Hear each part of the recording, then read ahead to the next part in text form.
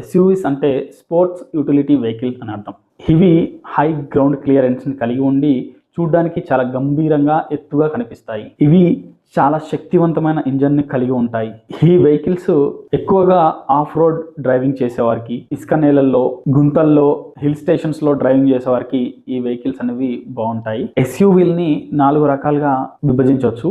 Micro SUVs, compact SUVs, mid SUVs, full size SUVs. Micro SUVs అంటే చిన్నగా ఉండే ఎస్యూవీలని micro SUV కింద.